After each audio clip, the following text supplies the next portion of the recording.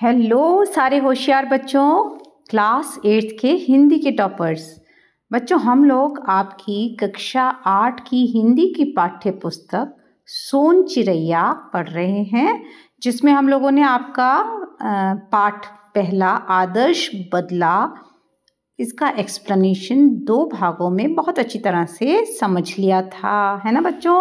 और एक्सप्लेनेशन के दौरान हम लोगों ने कठिन शब्द भी देख लिए थे और कैसे इसको अच्छे ढंग से रीड करना है, ये सारी चीज़ें हमने उसमें समझी थी। तो आप लोग एक बार उसको ज़रूर से सुन लीजिएगा। फिर उसके बाद हम लोगों ने इस पाठ के मौखिक प्रश्न और अर्थ ग्रहण संबंधी प्रश्न भी कर लिए थे। ठीक है, आज हम लोग इसके लिखित प्रश्न करने जा रहे हैं। ठीक है बच्चों, तो चलिए शुरू करते हैं।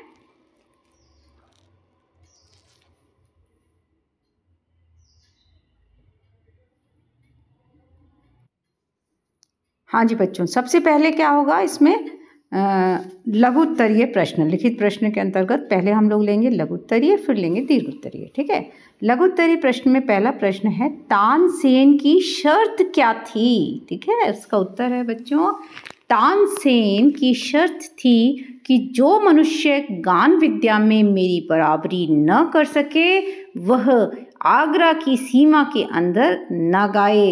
यदि उसने ऐसा किया तो वह मृत्युदंड का पात्र समझा जाएगा। थोड़ी सी स्पेलिंग मिस्टेक हो गई बच्चों, ध्यान दे देना। समझा झा की मात्रा और गाएगा जाएगा के बाद फुल स्टॉप रह गया है, प्लीज़ इसको आप लोग लगा लीजिएगा, है ना। तानसेन कौन थे ये तो आपको पता ही है कि वो बहुत बड़े गवैये थे अकबर के दरबार में, और उन्होंने ये शर्त लगाई थी। दूसरा देखिए, गीत गाने वाले साधुओं को मृत्युदंड क्यों दिया गया? इसका उत्तर है, गीत गाने वाले साधुओं को मृत्युदंड इसलिए दिया गया क्योंकि जब तानसेन ने उनसे गान विद्या के संबंध में कुछ सवाल पूछे तो वे उत्तर ना दे सके, है ना। क्योंकि वो जो थे वो तो बिल्कुल बस भगवान की भक्ति में लीन यूं ही गा रहे थे, है ना, इसलिए। चलिए अगला प्रश्न देखते हैं। बालक बैजू ने रोते हुए बाबा हरिदास से क्या कहा? इसका उत्तर है, बालक बैजू ने रोते हुए बाबा हरिदास से कहा, महाराज मेरे साथ अनर्थ हुआ है, मुझ पर वज्र गिरा है ना। इस तरह से वो बहुत दुखी थे तो उन्होंने ऐसा बोला। अगला प्रश्न घ देखिए, बैजू बावरा तानसेन से बदला क्यों लेना चाहता था? इसका उत्तर बच्चों हम लोगों ने पढ़ा है ना लेसन में, बैजू बावरा तानसेन से इसलिए बदला लेना चाहता था क्योंकि तानसेन ने ही उसके बाबा को मृत्युदंड दिया था, है ना। उस समय वो 12 वर्ष का था ना, अपने बाबा के साथ था, उसे छोड़ दिया था बच्चे समझ के, लेकिन उसको बहुत ही दुख और तकलीफ हो गई थी क्योंकि उसके बाबा इतनी कम आयु में उससे बिछड़ गए थे, इसलिए वो तानसेन से बदला लेना चाहता था। अगला प्रश्न देखिए, बैजू बावरा को दरबार की ओर से क्या शर्तें सुनाई गई? है ना, जब मुकाबला हुआ तो उन्हें शर्तें बताई गई। इसका उत्तर है, बैजू बावरा को दरबार की ओर से शर्तें सुनाई गई कि क्या शर्त थी? इसको हमने इन्वर्टेड कॉमा में लिख लिया है, कल प्रातः काल नगर के बाहर वन में तुम दोनों का गान युद्ध होगा। तुम दोनों मतलब कौन कौन? तानसेन और बैजू बावरा। यदि तुम हार गए तो तुम्हें मृत्युदंड देने का तानसेन को पूर्ण अधिकार होगा, और यदि तुमने उसे पराजित किया तो उसका जीवन तुम्हारे हाथ में होगा, है ना बच्चों। अगर तानसेन जीत जाता तो क्या होता? क्या होता बच्चों? तो बैजू बावरा को मृत्युदंड दे देता, है ना। चलिए ये दीर्घ उत्तरीय प्रश्न देखते हैं अब। पहला प्रश्न है, बैजू ने तानसेन से बदला लेने के लिए क्या किया? आपके लघु उत्तरीय जो प्रश्न है ना वो बहुत छोटे बच्चों नहीं हो पाए हैं क्योंकि कहानी ऐसी है तो उसमें बहुत कम शब्दों में बात पूरी नहीं हो पाएगी, और अगर बात पूरी नहीं हो पाती है तो फिर वो प्रश्न कैसे सही होगा उत्तर, है ना। तो ध्यान रखिए, लघु उत्तरीय का मतलब ये नहीं है कि वो 1-2 शब्द में ही आंसर आए, कई बार आ भी जाता है और कभी कभी, लेकिन वो सिंपल होता है, थोड़ा आसान होता है ना। अब दीर्घ उत्तरी में देखिए, बैजू ने तानसेन से बदला लेने के लिए क्या किया? तो इसका उत्तर है, बैजू बावरा ने तानसेन से बदला लेने के लिए 10 वर्ष तक घोर तपस्या की। है ना, क्योंकि बाबा हरिदास ने उससे वादा किया था कि 10 वर्ष की तपस्या के बाद उसे वह शस्त्र देंगे जिससे वह अपने पिता की मृत्यु का बदला ले सकेगा।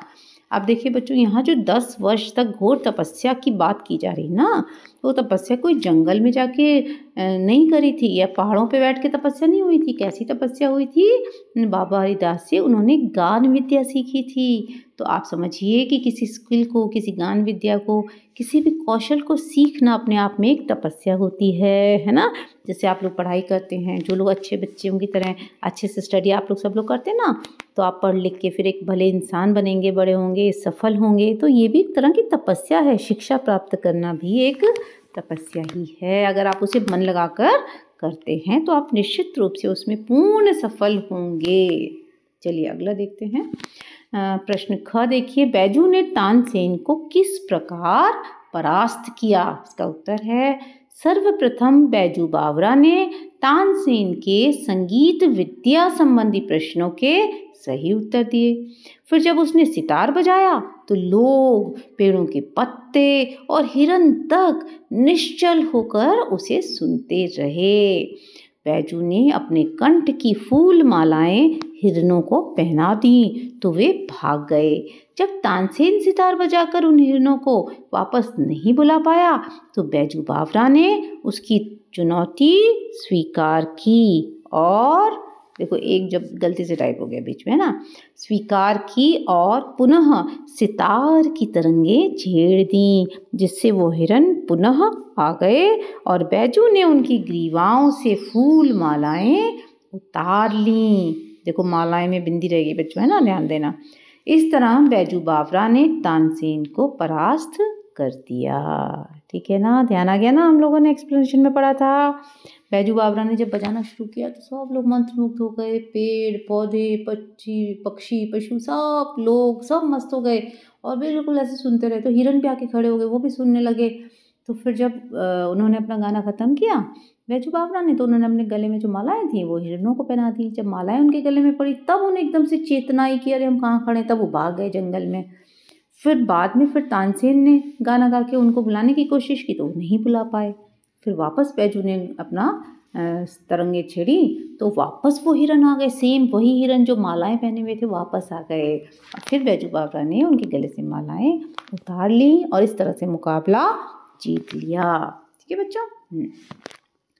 बैजू बावरा जब गाते हुए आगरा के बाजारों में निकला तो क्या हुआ? इसका उत्तर है, बैजू बावरा जब गाते हुए आगरा के बाजारों से निकला तो लोगों ने उसे तानसेन की शर्त की सूचना देनी चाहिए, लेकिन उसके गाने से मुग्ध होकर अपने आप को भूल गए और मस्त होकर उसके पीछे पीछे चलने लगे।